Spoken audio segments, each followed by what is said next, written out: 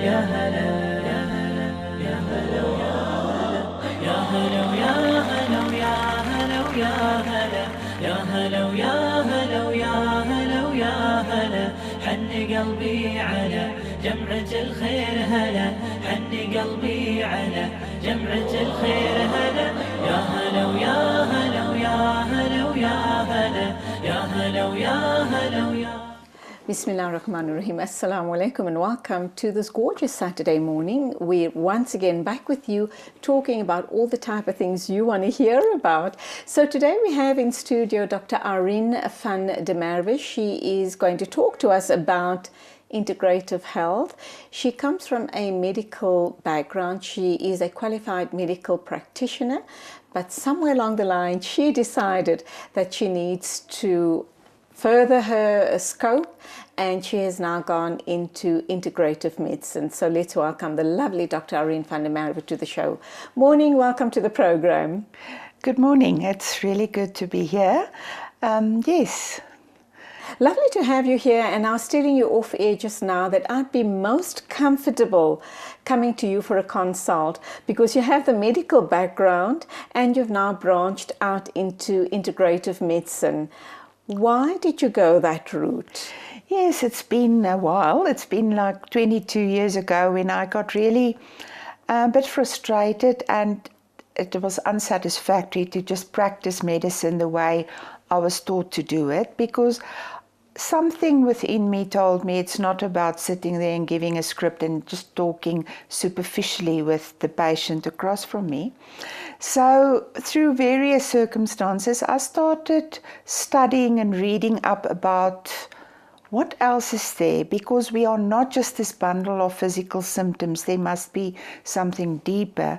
And then the interest in natural medicine evolved from looking at what we can do to restore function, physiology in our bodies through right eating, through the micronutrients, vitamins, minerals, amino acids, and then also herbal remedies. And then from there, people can think, oh, this is a quick fix. But even though it's natural, we have to go deeper. And then I found that the underlying cause of our ailments and illnesses would be stress, the chronic stress that we internalize. So we keep it within, and the thoughts and emotions keep this whole stress reaction that's actually meant for fight or flight, the acute one, to save our lives when we have to hit the brakes to prevent an accident. But we take that kind of quick life-saving stress reaction and we internalize it, and it becomes chronic. So then the interest in stress management evolved from there. And then I started looking at the specific diseases and what the underlying stress triggers, mostly the trapped emotions, would be, to help people become aware of it, to also release that. Okay, for the purposes of today's program, we are going to touch on depression. And people often think that the only way to deal with depression is through medication. And I guess, as you as a medical doctor would agree with me, that there is a place for medicine. There is a place for all of those quick fixes in our lives. But I'm very intrigued by the fact that you, as you say, you claim that you can treat depression through natural means, through integrative medicine or through integrative therapies. So we're going to talk about that in a little while, but I also know that you've written a couple of books and manuals as well. So do you want to tell us about what you've got on your lap? You can show it up to the camera if you don't mind. Yes, well, the book that's just been re-edited and renewed is Stress Solutions, and that's where I talk about stress, from how it affects the body, how it affects the mind, and then the different illnesses and how we can look at it. But most of the book is then on how do we manage the stress. Because stress is not all bad. We need positive stress just to get up in the morning and to do things. But it's when it becomes negative and overwhelming that after a while it leads to depression. First dysthymia, which is a mild depression, and then later on to serious depression. And then with the book, I also developed the relaxation CD. It's simple relaxation exercises that people then can go on to meditation for longer sessions. But for people who've never done it, it's a really good idea to start with the shorter relaxation exercises. Before you go on to yes. the other books, let me ask you about stress. We talk about stress, this intangible concept. You know, if you've got an earache or a headache or a toothache, etc., you know where the pain is coming from and you know what you can do about it. But stress, half the time we don't even know we're stressed. And that then obviously presents or manifests in another physical condition, but we're not aware of it. Yes, I would go as far as to say that all our physical conditions are expressions of a deeper stress and anxiety. Now that is where we feel, you know, and it's often unconscious, as you correctly say, we're not aware of it, but just living in our day-to-day lives is stressful. So we have to do some practice of inner focus, and that's where the CD comes in to help people, because we're so busy and our minds are running and running. Our left brains, or our monkey chatter minds as I call them, they definitely feel like monkeys in a zoo. It just never stops. So we've got to do something to turn towards our right brain, or our right mind as I call it, so that our brains can function as a whole. And that then creates specific relaxing waves called alpha or theta brain waves, as opposed to the beta, the very active and ongoing ones. And that then sends that relaxing waves throughout our bodies, so that our cells feel like we do. And if we have an expression of any dis-ease or unease anywhere in the body, it tells us stop and tune in a bit, learn to relax, calm down with affirmations, with relaxation, with deeper and longer meditation or other spiritual practices, so that you can look inward to be able to deal with the world better on an outward base. But even a simple thing, and we're going into the silly season. Oh, yes. And people are under deadlines, they want to finish, they're looking forward maybe to a holiday. When they get to their destination, they get sick. Why? Their immune system was trying to hold everything together, and now it relaxes and somebody gets cold or a flu or even fever blisters. The immune system is very sensitive to stress, and we tax our immune systems. Also then we look at our heart, so high blood pressure, heart palpitations, anything to do with the heart is a very clear idea that we've lost connection to our heart. That's more than a pump. So we can actually talk about that if time allows us. Of course. So asthma, eczema, arthritis, we have to look at how our inner experience of stress and anxiety is causing our bodies to go into an overdrive in inflammation. So not the friend of inflammation that protects us and keeps infection under control. At best, it's an inflammation that doesn't stop. So it becomes a foe, it runs away, and then it becomes one of the causes for nearly all our chronic diseases. Okay, we're going to talk about supplements as well. How important a role do supplements play in your diet and in your life? But let's talk about the following two books as well. Yes, well, the book that really talks about the supplements in detail is Health and Happiness, which actually came out when I wrote this. Was actually my first book in '98, but then Andre, who works with me, and myself, your daughter. Yeah, my daughter, and also my business partner. Okay. We redid the whole book like 2 or 3 years ago. So what it does, it puts health in perspective, the holistic thing, body, mind, emotions, and spirit or soul, which is the integrative approach. Won't you hold the book up a little higher to the camera? There we go. Okay, sorry, I thought I showed it long enough. But in any case, so it puts health in perspective. Then it looks at what holistic means, is that you address all those aspects, from body to mind to emotions to soul.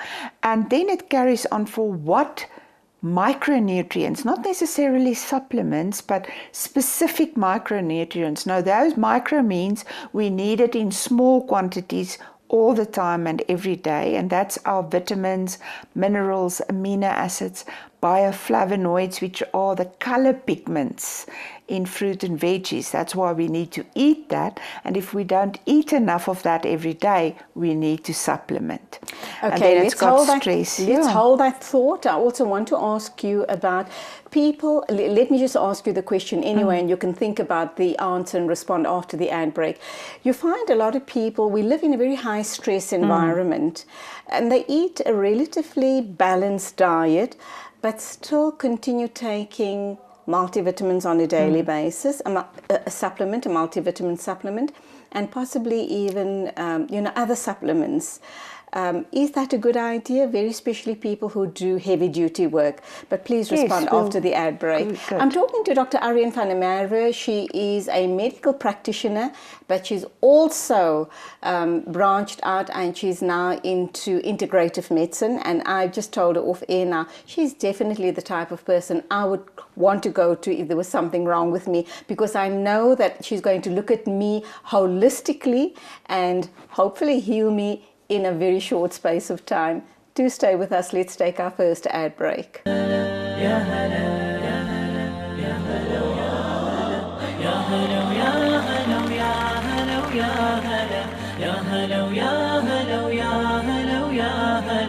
حني قلبي على جمعة الخير هلا، حني قلبي على جمعة الخير هلا، يا هلا ويا هلا ويا هلا ويا هلا، يا هلا ويا هلا ويا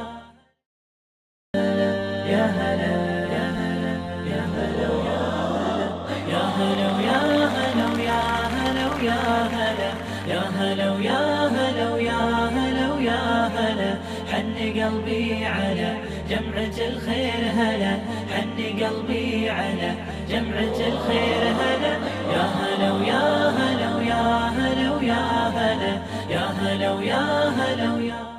Welcome back. We're talking to Dr. Aryan van der Merwe. We're talking integrative medicine, and we're going to try and touch on depression. Can depression be treated via the integrative route? Some people think not, but Dr. Aryan is going to put that into perspective for us. Let's take the question first about the multivitamins.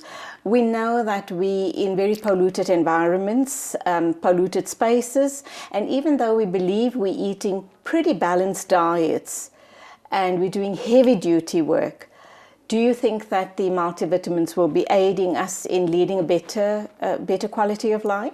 Yes.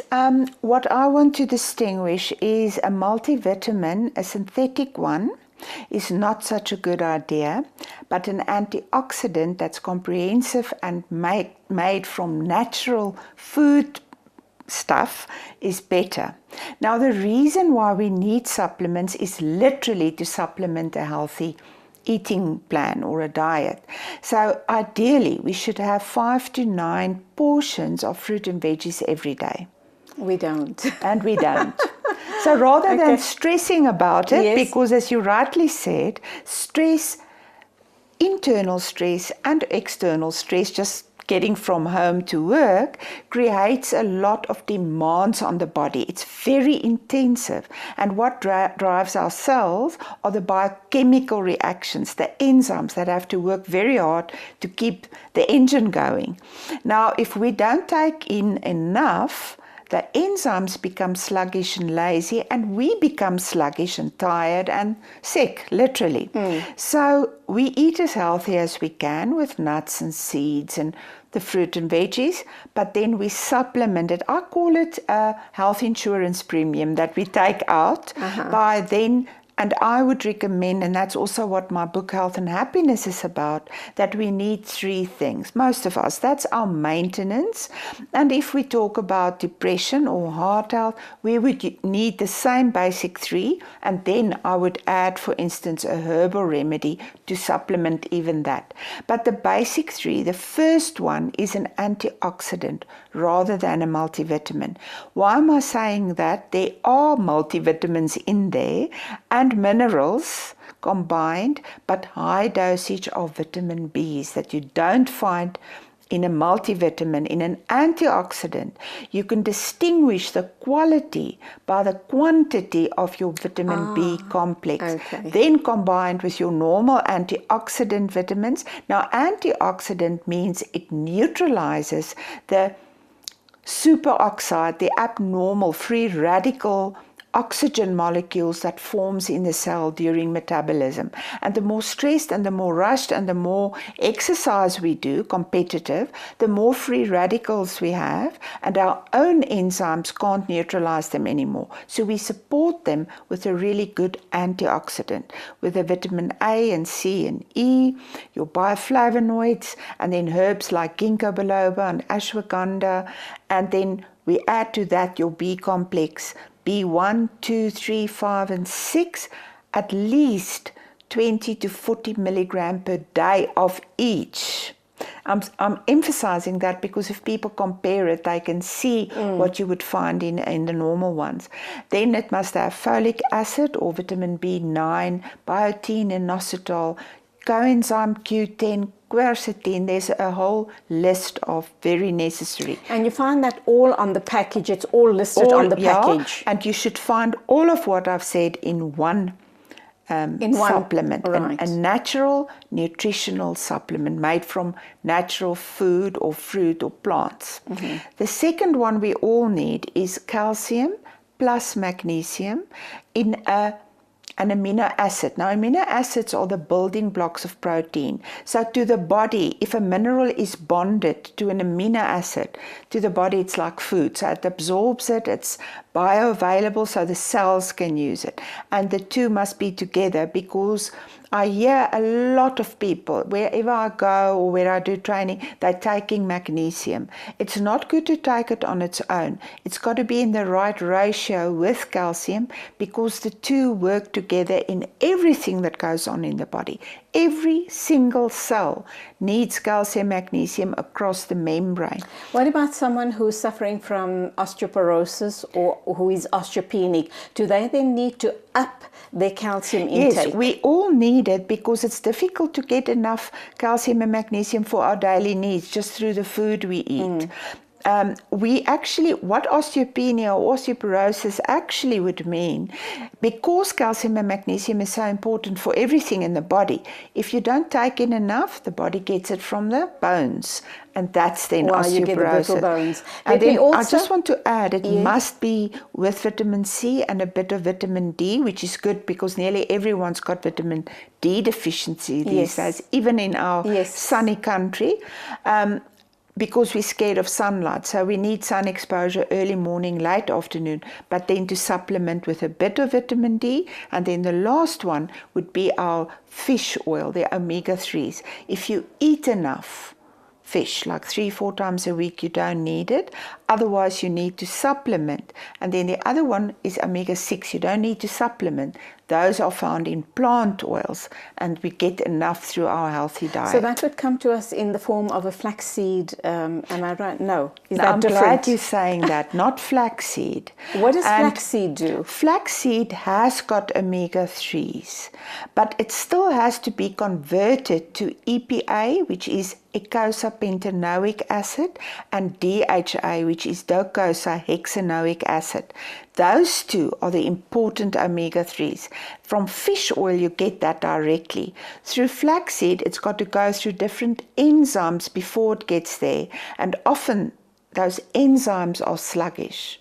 The reason is that the omega-3s are found mostly in cold water, the plants that grow there. Then the fish eat those plants, the smaller fish like prawns and krill, and then the bigger fish would eat that, and that's how we would then get it in. Or then, so rather than taking the flaxseed, rather take your omega-3. In the form of fish oil. Or the supplement. Fish itself, or a supplement. 3, 6, and 9, or just 3 and 6? I would mostly recommend 3. 6, like I said, you get in plant oils like extra virgin olive oil, grapeseed, coconut oil is a really good oil. But we don't eat, some of us that don't ingest those type of oils, so I suppose the answer then would one then could be... take an omega-6 as well. Omega-9 you get quite abundantly in extra virgin olive oil. It's got 6 and 9. So if you eat that, it's good. If not, you can take the 3, but it must then be in the right ratio, because otherwise we tend to have too much omega-6 and then the 3s are out of balance. That's normally what we don't get enough of. If we don't take it in the right ratios, what's it going to do? How is it going to manifest? What sort of problems can we encounter if we don't take all of those supplements in the right ratios? The thing, like I said, with calcium and magnesium, if you only take magnesium, you throw the balance of calcium and magnesium out. But for example, you're not going to be presenting with a heart attack or maybe bad skin or diarrhea or any such thing. Let me take a step back. The main difference between mainstream, normal medicine, and natural medicine is that mainstream treats acute symptoms very well. That's why it's good. Mainstream medicine has drugs or it has surgery, mostly only those two. So if you have a heart attack or acute diarrhea or an appendix that burst or an asthma attack or after an accident or a leg or a bone fracture. Emergencies. That's what mainstream Western medicine are. That's what we're taught to do, is to treat emergency. But for about 95 to 97% of our chronic problems that we go to a primary health care to, we don't need the emergency. We need system support. Now that's what natural medicine do. It supports the system, our physiology, so that it can function optimally well. Now, if you are using natural remedies to support function, there are some that are better than others. There are guidelines. So it's not like you're going to fall down with a heart attack if you don't use the right ones. Okay. But if you are doing it, can you overdose? Can you overdose on these supplements? Not really. You can overdose on vitamin A and D. And what would the implications be? But that would be because they're fat soluble, so the body stores it. But I mean, you overdose. Let's just put it in perspective. On vitamin A, you would overdose if you take more than 25,000 international units per day. Supplements would give you at most 2,000. So you've got to take like 10 times the recommended dosage before you would overdose. Compared to the side effects of mainstream medicine, that's negligible. So what if we take too much, we would simply pass it out through our system, which is also not ideal. So what I always say, if a little bit of something is good for you, it's not better to take more. So, you know, it's so easy to inform ourselves. Actually, that's also why I wrote the books, is so that people can see what we need. So they can actually go to the health shop or the pharmacy and say, I want this and this and this. Or, of course, then, you know, contact me or whatever. But people must inform that. They can't just go there and just helter-skelter use anything. I want to talk about the last book as well, and the one important thing I do need to ask you is, when is the best time of day to take your supplements? Is it first thing in the morning? Is it after breakfast? Or is it the last thing at night? All right, again there, your antioxidant you take in the morning after breakfast, always after a meal, because that's when your body is primed to absorb it better, so it's good. If you are using single amino acids for whatever reason, you would take it before a meal. But that's not every day that you would do it like that. So mostly after a meal. Then your calcium, magnesium you take at night, because it also relaxes nerves and muscles, so you sleep better. And then your omegas you can take morning or evening after a meal again. Okay, so people who, we're giving a lot of information, so they may not remember everything. I guess the pharmacist would be able to guide them along when they go for these supplements. You know we hope.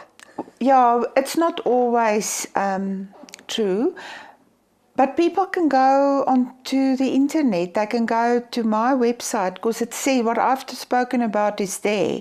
So people can print it out and take it and say, this is what we're looking for. Sometimes when you do go to a health shop, the people there are quite informed, so you can ask. But go to somebody who knows what they're talking about. All right, let's take another ad break and we'll be back to talk about depression. Dr. Irene van der Merwe is in studio with us talking natural remedy. She's an integrative health practitioner. She also comes from a medical background, so I feel pretty comfortable having her here talking about all of these issues. We'll take a break, and when we get back, we're going to talk about healing or dealing with depression the integrative way.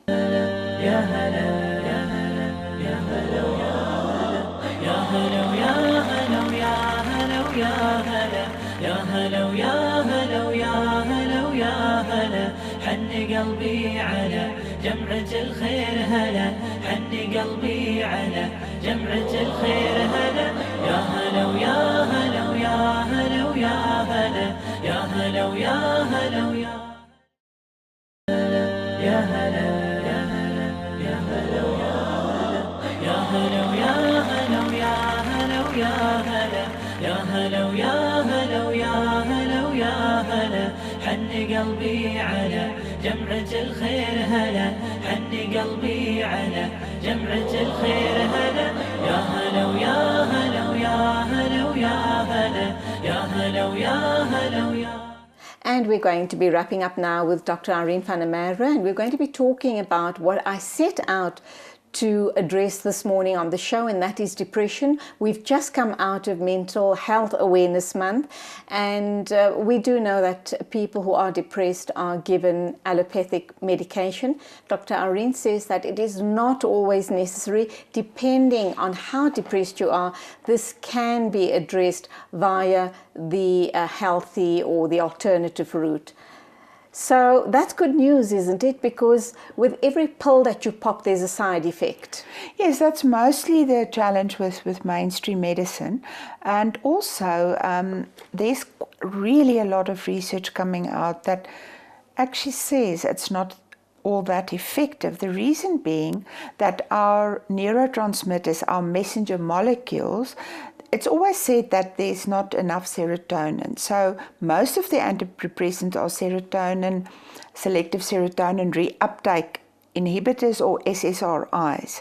Now, we have the three other ones, that's dopamine, acetylcholine, and then noradrenaline. Now, all of those can be out of balance, and you don't get a mainstream medicine that can address all four. Yeah, that's like an adaptogen. Now, that's the main difference between the complementary approach, which is what I prefer rather than alternative, is that we can give people the supplements, the natural remedies combined with the herbs that comes in high in this whole neurotransmitter building or synthesis. So it acts as adaptogen, so it adapts to the body's need.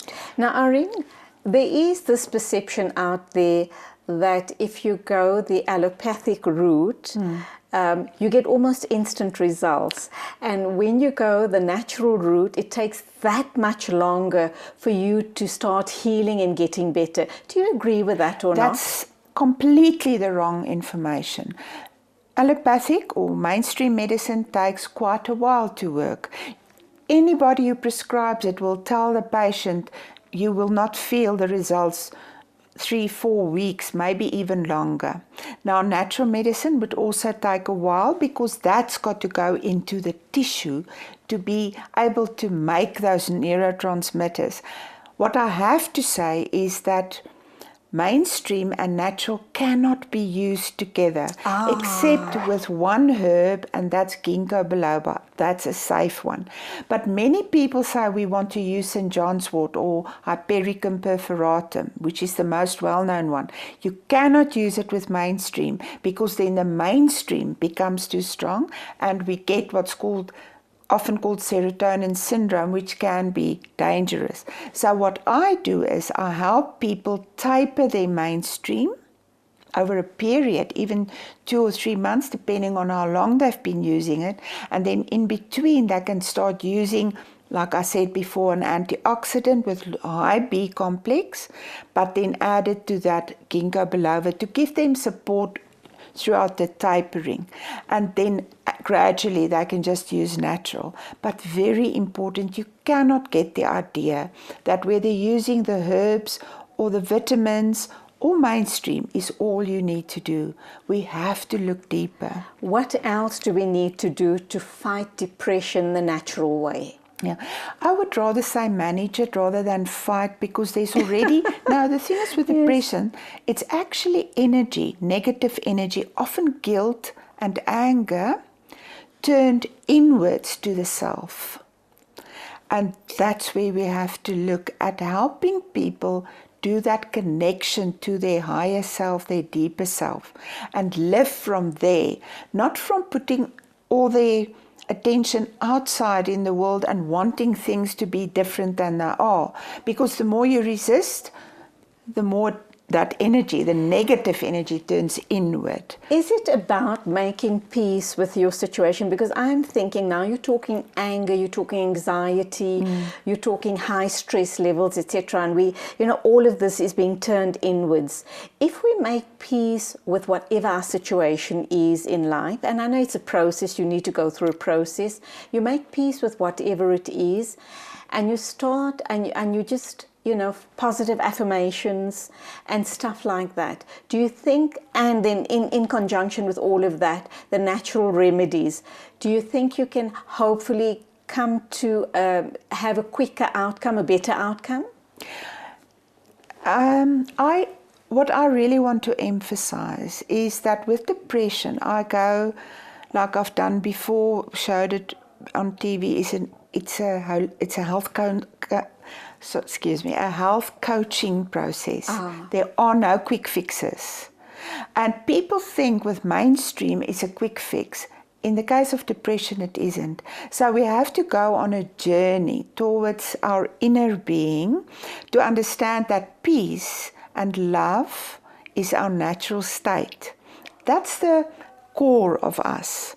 But if we have all these grievances around that core of lightness and love, ultimately the grievances are because of what are happening that we can't fix or we can't accept. It's not even conscious, but the first step is the awareness that if we can, even in the moment, come to a little place of peace and stillness, and then go into a little mode of perfect gentleness, we can gradually take it literally moment by moment. But if people can just start with physical, because that say, I can do something, I can take a little bit of control, and that's through the healthy eating. Now there are very specific guidelines for brain food and supportive food. Then what we've said, supplements and herbal remedies, and in that process start working on that deeper release. As you said, maybe what brings me peace, even just for this moment, in this moment now, because it's the thoughts from the past and whatever happened that keeps on running the scene, and that's creating the deficiency in our neurotransmitters. So we've got to step back and fix it from, or not fix it, approach it from that deeper place. People who don't quite grasp what you're saying right now and feel, maybe they grasp what you're saying, but feel, I can't do all the stuff Irene is saying to us this morning. Would it be a good idea to follow everything you've said, but in addition to that, perhaps go into therapy, talk to a therapist, talk to a counselor, have a once-a-week session, talk to a buddy? Just offload onto someone. It's going to make you feel good. Yes, I would really recommend what I recommend, because I'm also a holistic health counselor, is to go for counseling, for coaching. Not to stay stuck in the old story, because there you're stuck. It'll stay there and stay there and stay there. But to maybe get a chance to offload your story. Also journaling is a very good way. So if you're in this moment and you're really feeling depressed, you write about it. But then very important to understand, if the depression becomes a serious issue, is to reach out to get help, and also your loved ones to be aware that you must reach out and get help. So therapy, and I call it psychotherapy, literally psyche, the soul, the deeper part, and the therapy that moves through all the stuff that's the cause of depression in the individual's mind into that deeper peace and stillness that we all have. It's inside all of us, to access that. And then to use the physical measures. Exercise is excellent. Even if you can just get yourself to walking 2 minutes or just dancing a little bit, the body can be used to also express all those stress emotions that ultimately turns into depression, for instance. And we've come to the end of the show. Your final thoughts on depression and health and wellness, what would that be? Well, I would say that I think most of us get to a point now where we say there must be a better way.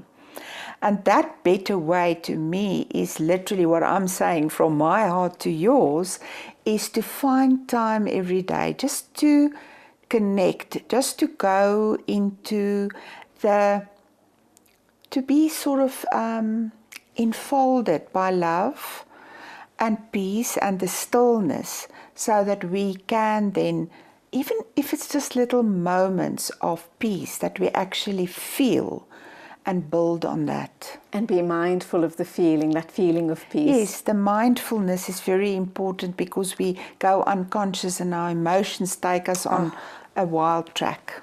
Dr. Aryan van der Merwe, thank you indeed for being with us. I've so enjoyed talking to you. I can't wait to have you back in again. Oh, no, Go well. awesome. Thank you. Okay, thank you. That was Dr. Aryan van der Merwe talking to us from a holistic or an integrative perspective. She does have a medical background as well, but it's so nice to hear that a medical practitioner believes in the wholeness and the healing of the whole self through integrative methods. Do hope you've enjoyed that. Still to come on the show, we're going to be talking women empowerment with Aisha Gul.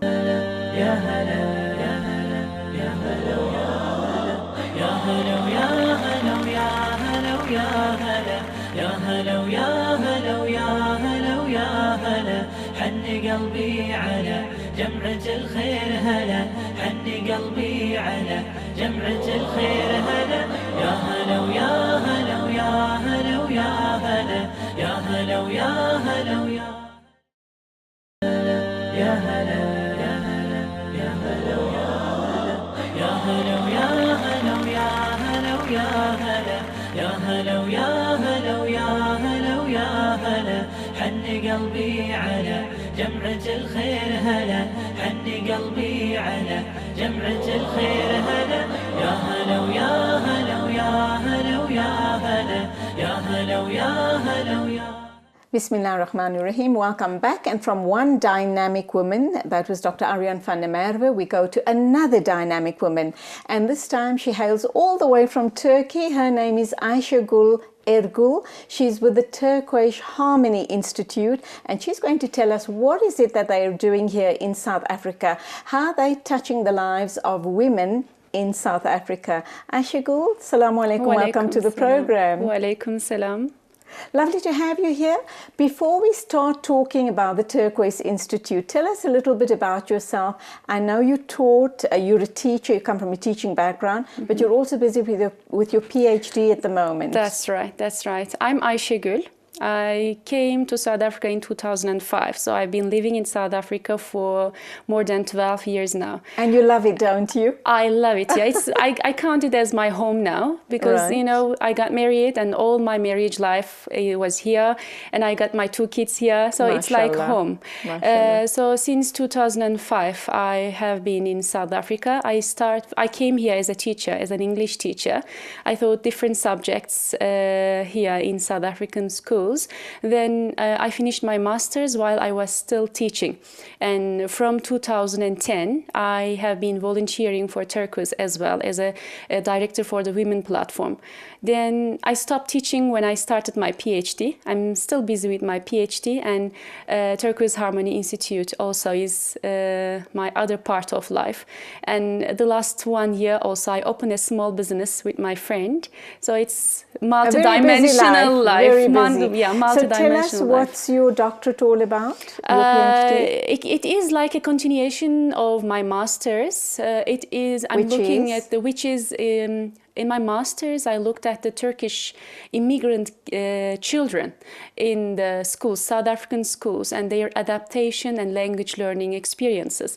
And in PhD, I'm looking at Turkish immigrants as a general, not only children, and their socialization into the South African culture, and also their language learning journeys. Okay. Yeah. Seeing that that is part of your PhD, thus far, what have you found? Because I must say that you're probably one of the few, maybe 3 or 4th only Turkish person that I've come into contact with, and I'm actually integrating at this level. It seems that when people come into the country, immigrants come into the country, everybody tends to collect in their own little little suburbs, and they just intermingle with each other. And I guess it's a form of preservation to preserve their culture, their identity, etc. And but they don't seem to venture out too much into the broader society. Have you found that in your research? I have found, especially with the school children, they tend to be together with the same people as they are. But in my PhD, I told you I'm looking at the Turkish immigrants in general, not only at children. You are right, you know, especially before learning English, they always speak Turkish and they feel comfortable with the people whose home language is Turkish, like themselves. But as you know, we are a part of Hizmet movement also. So as Hizmet people, as Turkish Harmony volunteers, and we have lots of Turkish institutions in South Africa, like Gift of Hope, Solitaire, the Aid Foundation, South African and Turkish Business Association. So with the help of these organizations, I see Turkish people are more open, because we came to South Africa for a dialogue, you know, to know each other, to know one another. So I'm going to tell you more about the activities that we do as Turkish Harmony Institute. So the purpose of these activities is just to know other people in South Africa and to promote the culture of Ubuntu of South Africa. So I find it a little bit different for Turkish people, because our aim to come to South Africa was to know other people and to spread peace among other people. I must say that the one thing that stands out in my mind, and I think you guys have done an amazing job there, is the Sama schools that the Turkish people have opened in South Africa. And star schools. And also and I'm not sure if the Turkish mosque in Midrand, which has become such a such an iconic landmark in this part of the country, that is, a big thank you to the Turkish community. Thank you. Yeah, and we have 9 schools in South Africa. 3 of them in Johannesburg, and the others are in Pretoria. We have 2 in Cape Town and in Port Elizabeth, as well as Durban. So they are the successful schools, and they always rank, especially after metric results, mostly in top 10 schools, the best performing schools in South Africa. I think that the Turkish community is doing amazing work in South Africa. I mean, you guys don't have a long history in our country. You've been here for a short space of time, and short space is between possibly 15 and 20 years. But despite that, just look how much of progress you've helped the local communities make. You've set up schools, you've set up that amazing mosque, and now you're going to tell me about the Turkish Harmony Institute and the other work that you're doing. What else is it that you guys are doing, which I think is amazing? The reason for that, you said it was a fast pace, and 9 schools and Turkish Harmony Institute and Gift of Hope Solidarity Foundation, Business Association, and the Nizamiye Mosque built by Uncle Ali.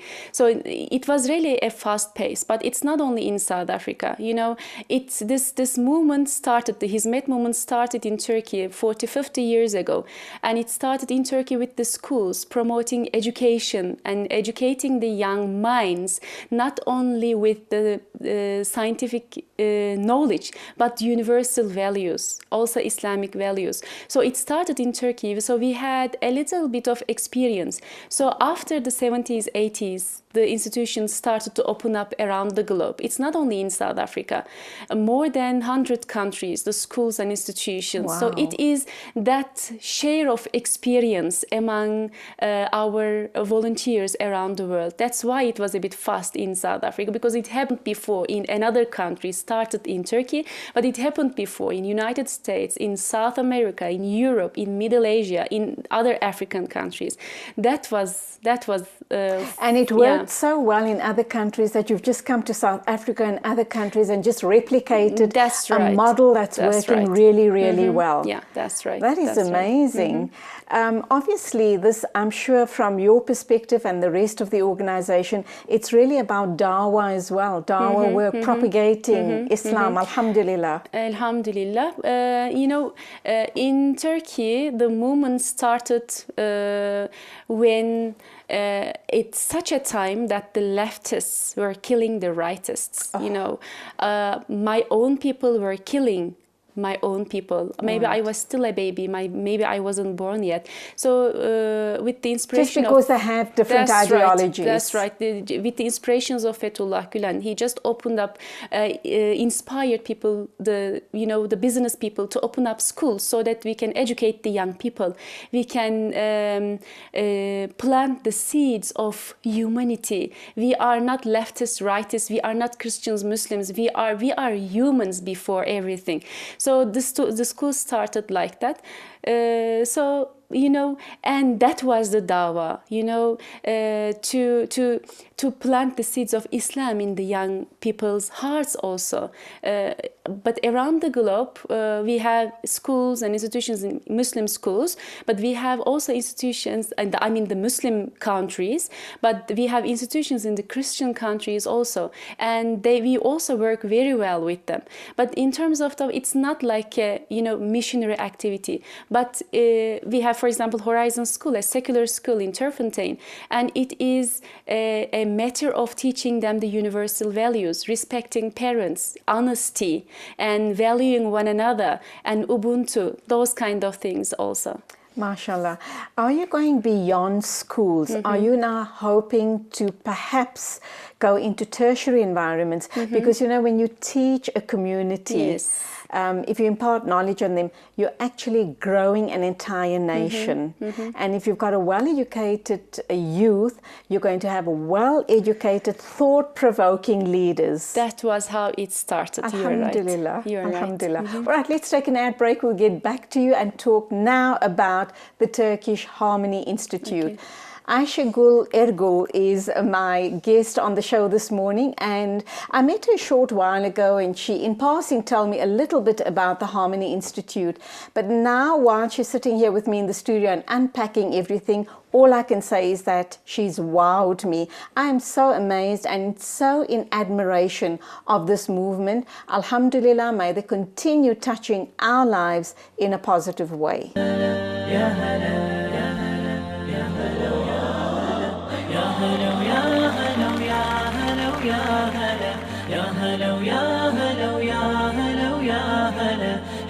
قلبي على جمعة الخير هلا حني قلبي على جمعة الخير هلا يا هلا ويا هلا ويا هلا ويا هلا يا هلا ويا هلا ويا يا هلا يا هلا يا هلا ويا يا هلا ويا هلا ويا هلا ويا هلا يا هلا ويا هلا ويا هلا ويا هلا حني قلبي على جمعة الخير هلا حني قلبي على جمعة الخير هلا يا هلا ويا هلا ويا هلا ويا هلا يا هلا ويا هلا ويا. Aisha Gul Ergul is my guest. She's talking to us about the Turkish Harmony Institute and the amazing work that the Turkish community has done in South Africa. In a short space of 20 odd years, they have put up 9 schools throughout the country. They've put up the Nizamiya Mosque in Midrand, and they're very, very active in the business world as well. Aisha Gul, lovely, amazing story that you're sharing with us. Let's talk about the Turkish Harmony Institute. You are a director on the Women's Forum. That's right. What is that all about?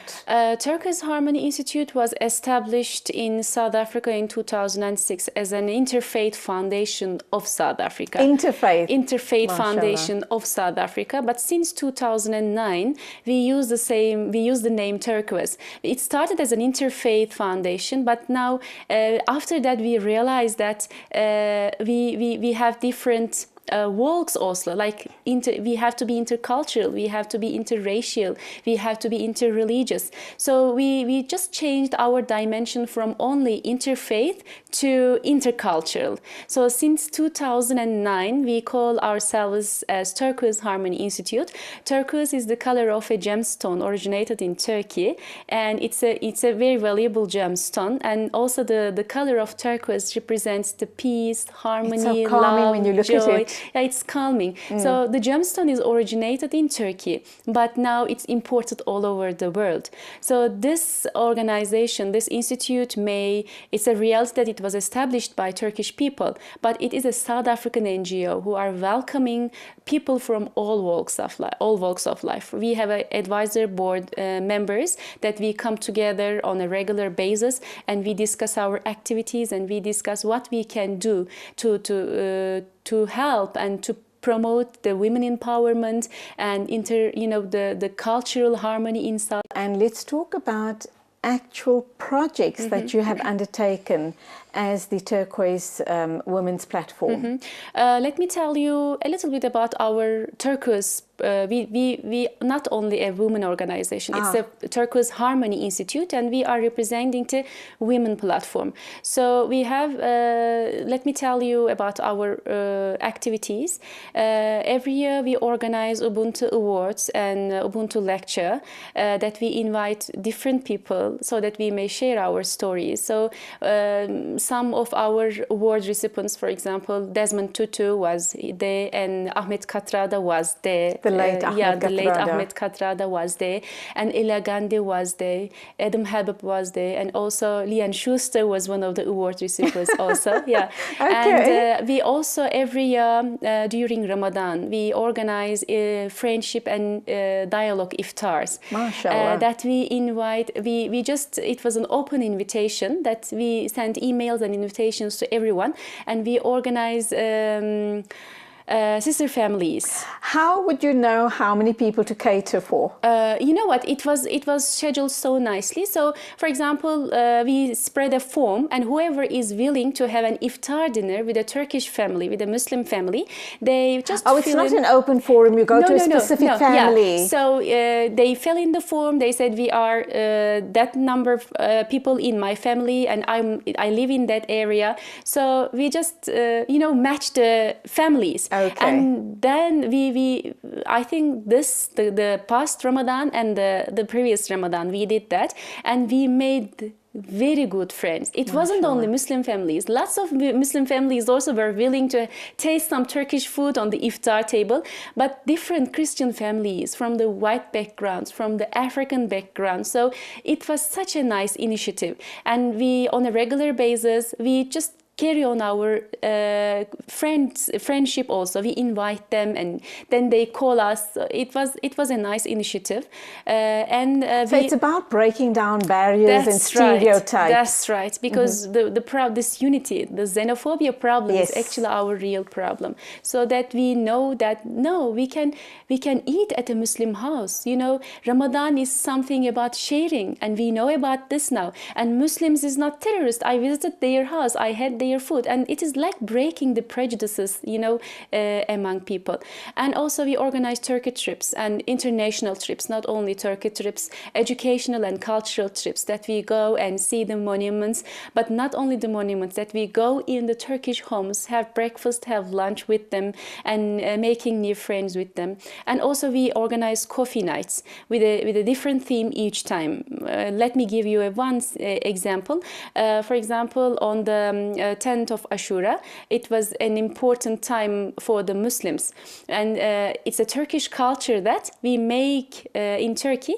We make the dessert of Ashura. It's a mixture of, you know, the barley and the beans and the sugar and chickpeas and dried fruit. It's a dessert that we make in Turkey and give it out to our neighbors during those 10 days of Ashura. And we introduced our Turkish dessert to other people, and we invited Christians to tell us about their Christmas pudding. We invite, you know, our Indian Muslim friends to tell about their suji. We invited Africans to tell us about their own desserts. So we invited Moroccan friends. So this was just an example. We always choose a theme and open the platform for different cultures to show what they have special. And it's a platform of sharing. Yeah. You spoke about xenophobia just now. You as a Turkish community, have you ever experienced that in South Africa? Or when you talk xenophobia, you're talking mainly amongst the Black African populations? You know what, xenophobia is not a South African issue. And when I'm saying xenophobia, I didn't specifically mean that the issue in South Africa. I took it a little bit of general. I'm talking I'm talking about disunity. Sure. So I've never had an issue on xenophobia in South Africa. Luckily. But of course, all these activities that you're talking about helps bridge the gaps, takes away misunderstandings, misconceptions about different people from different backgrounds, and hopefully that's one of the ways you can get over the issue around xenophobia, because xenophobia is about fear. It's about people thinking that they've come to take something away that rightly belongs to me, etc. And when you put out a hand of friendship, that's going to dispel that whole xenophobic notion. Yeah, and it's about scare, it's about fear. Yes. So we are scared of the people that we don't know about. We see them as others. But as soon as you started to know about something or someone, you break that fear. So we are trying to achieve that. And when it comes to the women activities, the women platform, and we organize the first Saturday of each month, we organize cooking classes. Oh, wow. We demonstrate a Turkish dish, an Indian dish, you know, if it's an English or British friend, an Afrikaans friend. So cooking classes is just to show them, to showcase them how to prepare a traditional dish. But it's just the purpose. Actually, the real purpose is after that, with the ladies coming to that platform, we sit around the same table. We tell us our stories to them. We make friends, and it is also breaking down the barriers between. And the stereotypes. It's a ladies networking. Ladies networking. Absolutely. We also organize panel discussions. Let me give you an example. For example, the one that we organized a few months ago was the standing on our roots to envisage the women in the future. So we looked at the apartheid women in South Africa and as taking it as a standing point, how we see the future of women of South Africa as from the different backgrounds of women. And also we had a discussion a few weeks ago at our center with the partner organizations like Sokono. We invited different refugee women, and it was a dialogue on children and women trapped in conflict zones. We invited different refugee women now living in South Africa. Let's just go a step back, and you have a dialogue about women and children trapped in conflict zones. They need to get out. They want to normalize their lives. Apart from having the dialogue, is there anything more concrete that you do to try and get them out of those situations? We invited the refugees living now in South Africa. They had already they shared their experiences. And there was Somalian women, there were Turkish women, there were Rwandan women, there was a lady speaking from the Greece, the experience experience that I had long ago. And we have different women. And it was on the 28th of October. Actually, it was a significant day for us. It was a global campaign that we started about now, unfortunately, women and children in Turkey. That now there are 17,000 women, the hijabi women in jail in Turkey. We don't see it in the media often, and also 668 babies. So it was a black balloon campaign to be a voice for them. And those. And why are they in jail? Are they political? It is political, but most of them are there just for charity purposes. They, depositing money on that bank and, being a volunteer for that women organization, or watching that TV, or being a subscriber for that magazine or newspaper. So it was just that. And 17,000 is the number for the women. And maybe 90% are them the religious hijabi women. And the actual number is 60,000 and most of them are highly qualified people, the doctors and the judges and, the teachers, detained teachers. So we as Turquoise Harmony Institute Women Platform, we put this responsibility on our shoulders, that we are maybe 10,000 kilometers away from Turkey, but we have to be a voice for them. And now... is your voice being heard? Now I think I can say it has started to be heard, because what we did on the 28th of October, as there were some Turkish refugee women also speaking on that program. Not only Turkish, I saw Rwandan, Somalian, different African women from different African countries. Now we decided to take it to a higher level, and on the 25th of November on the Constitution Hill in the women's jail, with the partnership of SECONO and the Commission for Gender and Equality and the Tropics Business Forum, we are organizing an event that we invite the people on the key positions, and we had a dialogue on the refugee women and the children, their problems. Now we are trying to take it to a resolution level, on a higher level. And we are going to invite more people. We are going to involve more non-profit organizations. And we are trying to say something. Sometimes even not to be quiet is something. Now we are a little organization trying to promote peace and harmony, but we have to start from the grassroots level. Absolutely. Let's go for another ad break, and when we get back, we're going to start wrapping up. Okay. Ayşegül Ergül is my guest from the Turquoise Harmony Institute, talking to us about the amazing work they're doing in South Africa and, of course, around the world. And if you'd like to become a part of this organization, we're going to ask her how we can go about doing that and start making our voices heard as well. Let's take an ad break.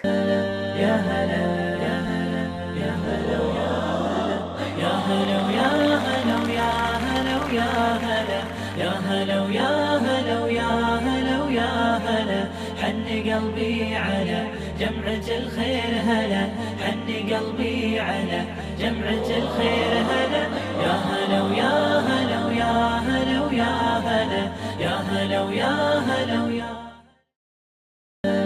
يا هلا يا هلا يا هلا ويا هلا، يا هلا ويا هلا ويا هلا ويا هلا، يا هلا ويا هلا ويا هلا ويا هلا، حني قلبي على جمعة الخير هلا، حني قلبي على جمعة الخير هلا، يا هلا ويا هلا ويا هلا ويا هلا، يا هلا ويا هلا ويا. And we're into the final segment of the show this morning. Ayşegül Ergül is my guest. She is from the Turquoise Harmony Institute. She's talking about women empowerment. She's talking about breaking down barriers. She's talking about breaking down of stereotypes, of learning about other cultures and other religions, and how by joining an organization like the Turquoise Harmony Institute, you can make a difference. A small difference it might be, but collectively, can you imagine the power of that difference? How do women then get involved and in touch and become a part of this amazing organization? The best way to become a part of this organization is to attend the activities, because it's such a nice platform for networking. Absolutely. And you're not only meeting with the the turquoise people, the turquoise team, you are meeting different people, different NGOs, because every time we make different friends, we make new friends. Even, you know, our cooking classes, the basic activity that we have on monthly basis, but we make friendships. Absolutely. So the best way is the attending activities, because more than being a part of this, understanding the message that we want to convey is the best way to help people. Absolutely. Yeah. Let's go back to the cooking classes, which sounds like a really fun get-together for women. It is. Now, how do you source the different women to come on and give a master class and then enjoy the meal thereafter? You know what? We meet lots of people during the day. I have, for example, I have a small boutique in Mayfair that I open with my friend. I meet lots of people there, and whoever I meet, I invite to cooking classes.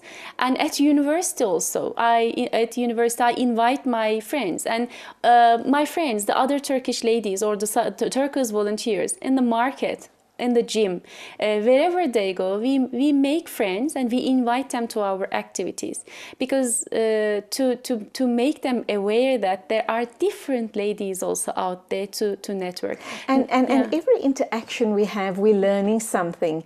People touch you in a special way, and they do leave you with some sort of an imprint, or they've enriched your life in some way or the other. So every interaction you have with different people is a growing experience. That's right. It's not only, you know, I don't want to be misunderstood. It's not only about teaching people, because South African people are lovely.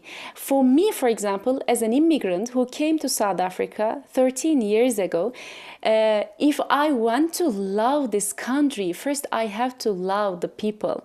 And it is a way of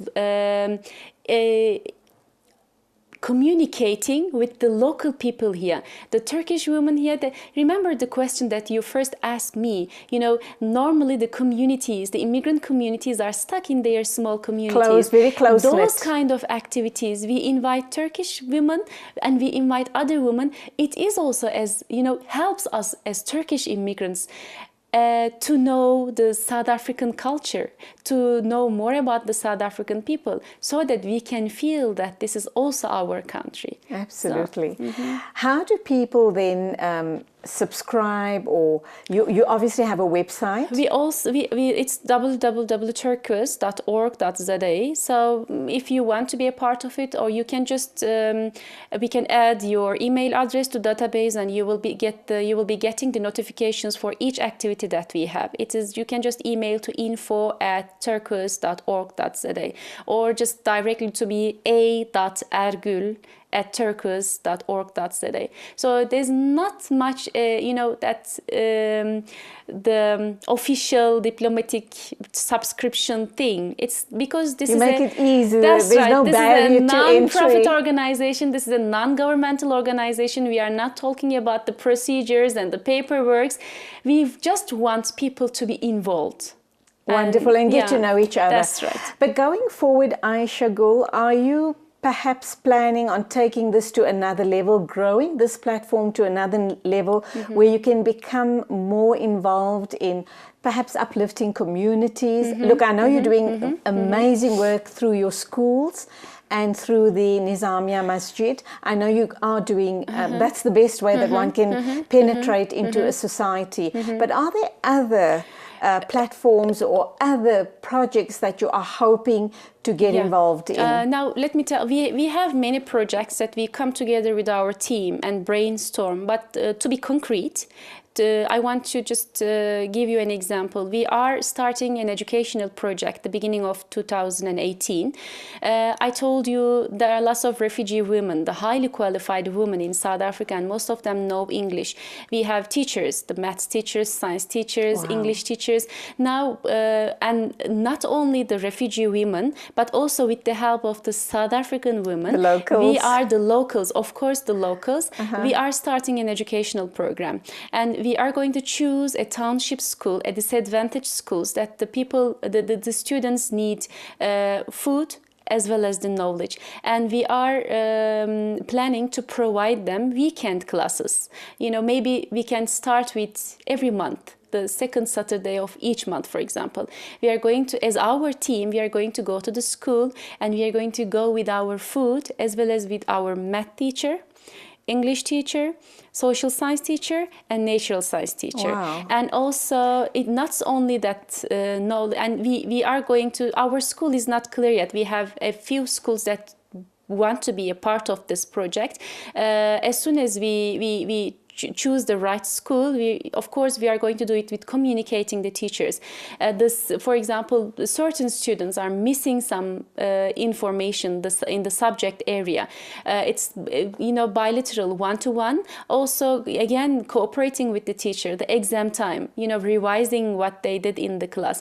Plus the citizenship education, how to be a good citizen. Wow. Again, the philosophy of Turkers, how to promote the Ubuntu in that, the children. We are planning to, levels. From grade 4 to grade 7, we are going to take those children to respect one another. And, those kind of things also. This is our project. We already put our proposal, the concept note on, and we are now also looking for partners who will be South African partners who will be willing to help us in that procedure. Inshallah. Also, another thing, last year in 2016, we attended the United Nations UN Women CSW 60 session in New York, and we those kind of panels also. Hearing international voices give us an inspiration and a larger horizon to look at the South African situations here. Now, you are working at grassroots level. What about taking it a step further? And I'm talking young people and leadership training, perhaps. Are you looking in that area at all? We have some members, volunteers. I don't want to use members. We have some volunteers who are still at university. I'm still at university, but I'm, I'm not as young as them. We have the bachelor students, South African students, Turkish students, who wants to be a part of Turquoise. So we with the help of our experience and their energy, they now established, for example, a club in the University of Johannesburg, the Tolerance Club, and now Tolerance Club. And now they are they are organizing seminars, the leadership and the study skills, and again What about people outside of UJ? Let's assume, or maybe you're already out of university and you're a working person, but you're still young, and you want to benefit from that type of learning. Could they join up? Of course they can join, but also outside the university environment. For example, the panel discussions, we had the USPP organization. It's also an organization for for the prosperity and for tolerance. So sometimes we have partner organization who has some other links that we can't reach. For example, in that one, we invited young people, young graduates who are looking for job opportunities. With the help of them, we partner them, and we invited different career groups, and they just enlightened them about the corporate world. We invited them so they can just meet and think about the career opportunities and the leadership skills. So I think you guys are doing amazing work. Alhamdulillah, in a short span of about 20 years, you've really made inroads into our country, into the communities, and we welcome you with open hearts and open arms, inshallah. And obviously, I certainly want to become a part of the Turquoise Institute, inshallah. Your closing comments on the show this morning. I really want to thank you to be a voice for Turquoise Harmony Institute. You know, we are at with our little efforts trying to be heard. We invite, each of us in Turquoise, whoever we whole, we invite them to our activities. So hope now, especially with the now current issues of the women and children, not only in Turkey, in Turkish jails, but around the world, it is time to say something. It's not only in Turkey, the lots of Muslim women, and if it's a conflict zone, we know that the most the affected ones, women, the vulnerable ones, women and children. We must say something. We must say something. Lots of things happening now in the Muslim world, in Syria, in Afghanistan. And unfortunately, now near the last 1 year after the coup attempt, the Turkish women and children, and in other African countries. So my suggestion is just to stand up. Let us be their voice. Just stand up. Yes. Sometimes, even if you don't want to say something, maybe your standing up will make a difference. And that's where we have to leave it. Thank you. It's been absolutely delightful talking to you.